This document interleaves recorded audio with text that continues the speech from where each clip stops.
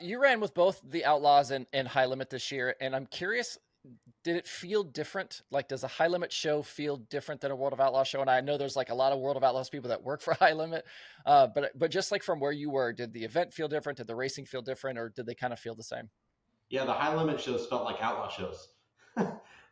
Because you got Mike Hess on the radio, you've got all outlaw officials, you've got, you know, three or four outlaw drivers. They really, when you went there, they ran as what the outlaw shows have always run in my life.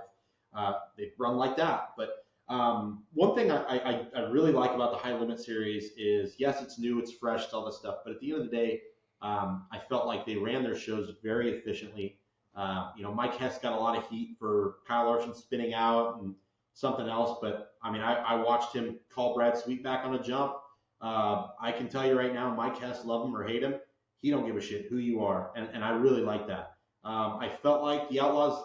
Um, I'm an outlaw guy. There's no question about it. I'm on the outlaw side of things, just for my alliances and what my hopes and dreams are in the motorsport world. But the World of Outlaws ran much less organized races this year than I've ever seen in the last 15 years of being on the racetrack with them.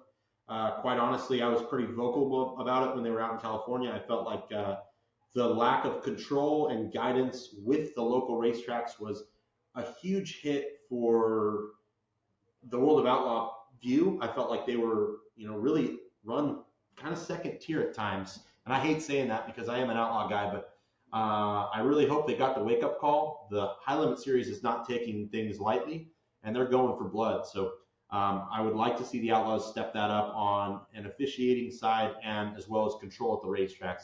I've never really seen them treat things the way they did this year when they came out to California, which honestly I felt like the California races were some of the worst on their schedule.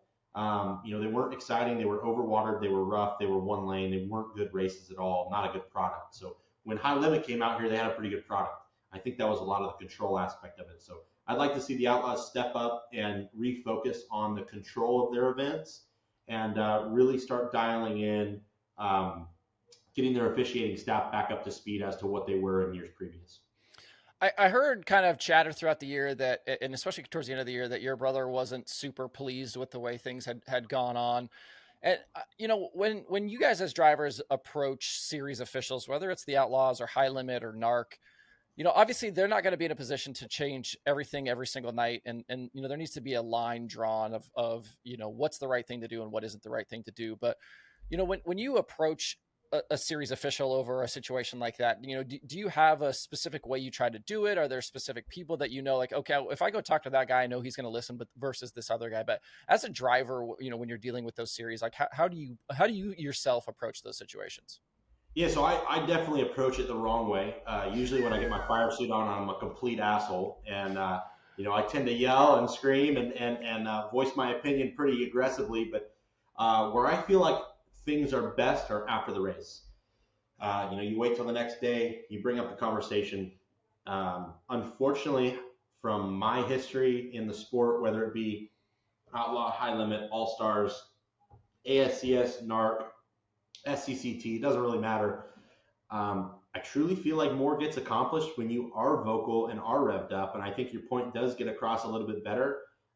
Where I think I'm a little bit more taken serious than some of the other regional or local guys is just the time I spent on the road. So when I come to an outlaw official or a NARC official or a high limit official with a concern or a complaint, I think it's weighed a lot differently than when you get a guy going, "Hey, what the hell? You let that guy jump the start?" I'm usually coming from a place of an understanding of how the sport's supposed to run. So, I talk to Mike Hess pretty regularly, and when we talk of like rules stuff that's going on, or when we talk about officiating things, I think we always usually can see some common ground, and that's where I think maybe the majority of it gets done is when you have a cool head and you're talking after the fact or before the fact of issues that are coming up.